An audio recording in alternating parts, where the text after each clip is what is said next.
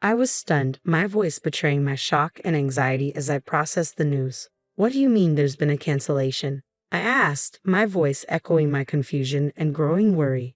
I was on a call during my lunch break at work, inadvertently speaking louder than I intended, and quickly lowered my voice. I hadn't requested any cancellations, so why was this happening? My thoughts ground to a halt, leaving my mind blank. On the other end of the line, the woman from the insurance company remained composed, a stark contrast to my escalating panic. According to our records, we received a cancellation request from you and the procedure has already been completed, she explained calmly. My name is Betty, and I'm a 42-year-old office worker living in an apartment with my husband Henry and our young daughter Linda. Today had been a whirlwind of chaos from the moment I woke up. Henry had announced an unexpected overnight business trip as soon as he rolled out of bed, and then he began frantically packing his bags. Meanwhile, our first-grade daughter, Linda, burst into tears, distraught over the disappearance of her math textbook. At her age, she required a lot of assistance, and her struggles only added to the day's turmoil. I found myself wishing Henry would manage his belongings without adding to the confusion by asking where his travel bag or his new socks were. This year had been particularly challenging, and thoughts of divorce had begun to haunt me more frequently. When I expressed my frustration about their lack of preparation the night before, Linda promptly apologized, genuine remorse shining in her eyes. Sorry, Mom. I'll be more careful next time. I reassured her. It's okay. I should have checked with you yesterday. That was my mistake. However, dealing with Henry felt like an entirely different battle. Linda was still so young, and if Henry had prepared ahead of time, we could have avoided this morning's chaos. He should have taken the initiative to sort out his socks or even buy new ones for his trip. His comments about needing new socks for his travels irritated me deeply. I had no idea about your business trip schedule, I replied, frustration creeping into my voice. Aren't the socks I washed and put away good enough? His insistence on new socks struck me as odd, but I kept my opinions to myself. His business trips were infrequent, perhaps once every few months, and surely this one had been scheduled well in advance even if he hadn't mentioned it. If he needed new socks, he should have either bought them himself or told me beforehand. Seeing Linda's tear-streaked face as she pleaded, "Daddy, Mommy, please stop fighting," broke my heart. I turned to her. Linda, I'm sorry. It's okay. Let's find your textbook together. With that, Henry quietly returned to his packing while I helped Linda search through her backpack for her missing math book. I couldn't help but glance over at Henry, frustration simmering just beneath the surface. I noticed that Henry was packing casual clothes more suited for a weekend getaway than a business trip, and this detail raised a serious red flag for me, stirring up old fears. Could he be having another affair? Given his history, my suspicions were not unfounded. He had been unfaithful twice before. The first incident happened just before Linda was born, pushing me to the brink of filing for divorce. However, after tearful apologies and interventions from his family, including heartfelt pleas from his mother and sister to give him another chance, I reluctantly decided to stay. Then, last year, he strayed again with someone he met on a dating app.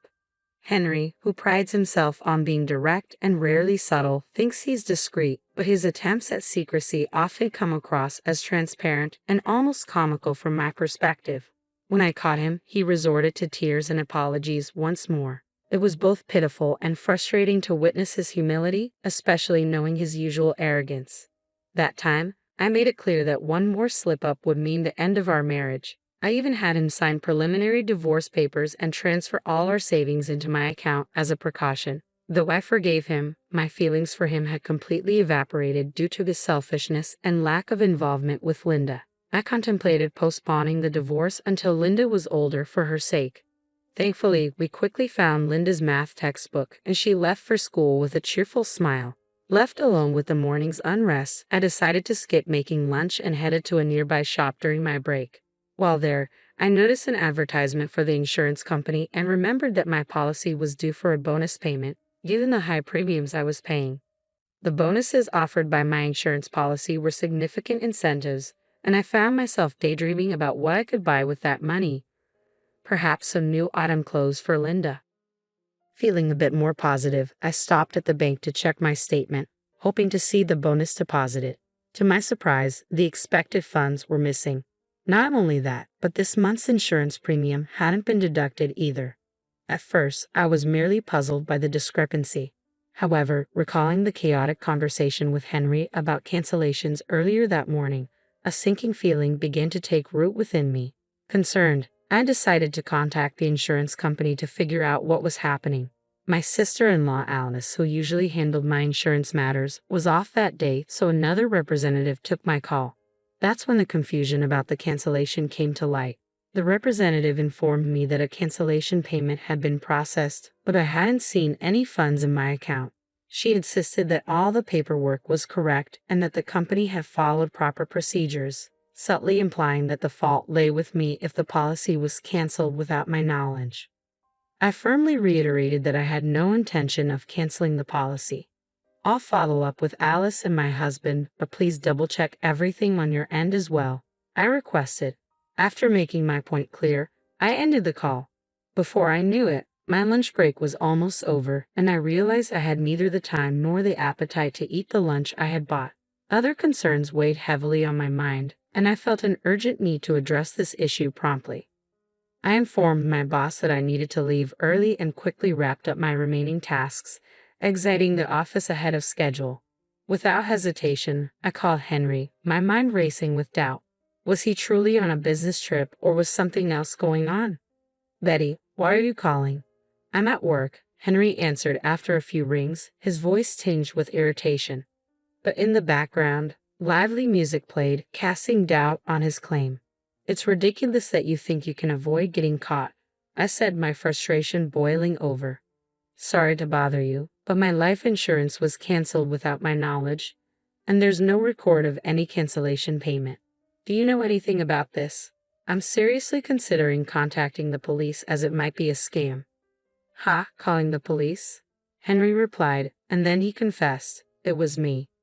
I had suspected that Henry and Alice might be involved in this somehow, but hearing his admission made my blood boil. So it was you? Where's the cancellation payment? I demanded. I used it to help Mom out, he replied nonchalantly. Help out? Did something happen to your mother that she suddenly needed money? No, she just mentioned she wanted to go on a family trip for once. I was utterly stunned by his audacious response. You canceled my life insurance to fund a trip. Was the business shirt just a cover? Yeah, I'm the beneficiary, so you can't complain, right? We're staying at a luxurious hotel. I'm in the lobby right now, and you wouldn't believe the size of the chandelier here, Henry said, as if bragging about the details would impress me. What's with this attitude? I countered, infuriated. I have plenty of complaints. Why would you cancel the insurance without telling me? I've been paying those premiums out of my salary. You should be able to cover your trip expenses. Ah, that's so annoying, Henry replied dismissively. But it's my money if something happens to you, right? You're healthy and not in any danger, so we can just start paying the premiums again. I was dumbfounded by his flawed reasoning. The terms change as you get older, and the premiums increase. Do you not understand that? Well, I'm not the one paying for it, he shot back, his careless disregard only fueling my frustration. Do your parents know you canceled my life insurance without telling me? Didn't your father say anything? And Alice is involved in this too, right? You and Alice forged my signature, didn't you? Yeah, Mom and Dad were actually happy about it, he admitted, as if that justified his actions. They thought it was a good idea. It's your fault for controlling all our money. I just wanted to have fun for once. Henry argued as if the situation were trivial. It's no big deal. We're on a family trip, and everyone's happy. That family includes your parents and Alice, right? Why aren't Linda and I included? Aren't we family too? My voice trembled with hurt and disbelief. Insurance is meant for emergencies. Shouldn't you have discussed using it for a trip with me first? But he knew I would say no. You and Linda are always together. It's fine for me to spend time with my real family once in a while, he retorted.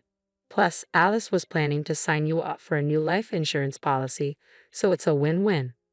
I can't believe you're not embarrassed by these excuses. It's like you're a child who didn't tell me because you knew I'd object.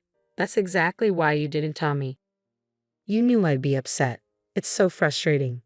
If you're going to keep complaining, maybe I should just get a divorce, Henry said, his tone unusually bold, perhaps emboldened by being in a tourist spot. Understood, I replied sharply before hanging up. Be prepared. I'm going to make sure you and your family face the consequences. I muttered to myself as my patience finally snapped. Henry had taken my forgiveness for granted too many times. Despite my threats of divorce, I had once thought my in-laws were decent people, even though Alice had pressured me into an expensive life insurance policy. I believed she wasn't acting with malice, but decent people don't secretly cancel their daughter-in-law's life insurance to fund their own pleasures. Like husband, like family, I thought grimly. I was done with all of them. I went straight to visit the lawyer, clutching the divorce papers Henry had filled out earlier as if they were a talisman. I filed for divorce immediately. Afterward, I picked up Linda from after-school care. On our way home, I gently explained the situation to her. She seemed surprised, but I reassured her that our well-being was my top priority. Once we arrived home, she asked, "So Daddy isn't coming home anymore?" "He won't be home tonight because he's staying somewhere else. We're getting divorced, so we'll be living apart," I answered cautiously, trying to gauge her understanding and feelings. "Then let's start cleaning up now," she suggested urgently. "What's wrong?" I asked, a bit confused by her sudden urgency. "We're separated from Dad, right, Mom? You don't have to cry anymore. I hate it when Dad makes you upset," Linda explained. "Didn't you always tell us to stop fighting because you were worried about me being sad?" Of course, I admitted. I had planned to avoid divorce for Linda's sake, but it seemed she had been suppressing her true feelings all along. She often intervened in our arguments out of concern for me. Daddy never plays with me, even on his days off. When I try to talk to him, he just says, "Be quiet, go away," like this morning. He only uses me to say mean things to you. I've been so sad. "I love you, Mom." She smiled at me and her warmth filled my heart. Seeing Linda's understanding of the situation and her resolve was heart-wrenching, bringing tears to my eyes. Her insights into how Henry had prioritized himself over us both made it clear that she was ready for a change too. "I understand, sweetheart. I'm sorry for putting you through such difficult times. From now on, it will just be the two of us, but I promise to take good care of you. I love you so much." "Yay!" Linda exclaimed joyfully, filling me with a renewed determination. I vowed never to let Linda feel sad again. While she worked on her homework beside me, I busied myself with tasks like consulting a lawyer and researching real estate agents and moving companies. I reached out to my parents to discuss our next steps, gathering their support to ensure that Linda and I would have a strong network as we move forward. When I explained the situation to my parents, their immediate response was to tell me to come home right away so that Linda wouldn't have to change schools. My father also offered to borrow a truck from a friend to help us move our belongings. The next morning, I informed the landlord, Linda's school, and the families in her carpool group that we would be relocating to my parents' house, briefly explaining the circumstances. I planned to handle the school's detailed paperwork later and called my workplace to request a day off for the next day. I wanted to complete most of the preparations before Henry returned. By the time Henry got back the next day, my parents had arrived, and we swiftly moved our belongings to their home. Everything was settled except for Henry's things, which remained in the apartment. I left a note that read, "We are divorced. We are strangers now," and exited the apartment. I imagined Henry's shock at finding us gone, feeling a wave of relief and satisfaction wash over me. The smooth execution of this divorce was a testament to the lessons learned during Henry's previous affair. I had warned him then. The next time there would be no discussion. We were getting divorced. We had agreed that I would retain custody of Linda and all marital assets.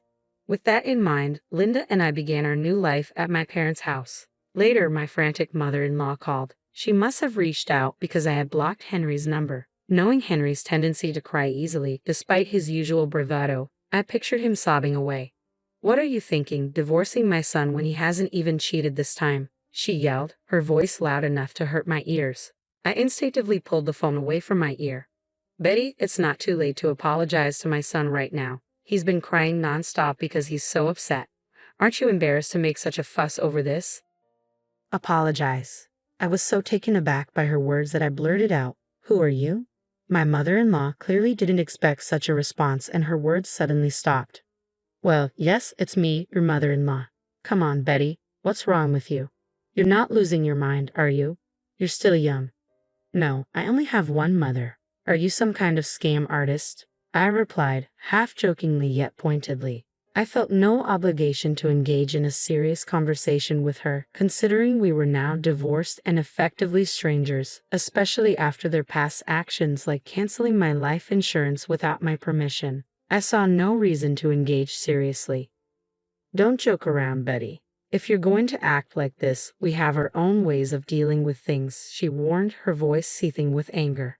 And what exactly can you do? I countered, skepticism lacing my words. We agreed that if there was another issue, I'd get a divorce immediately.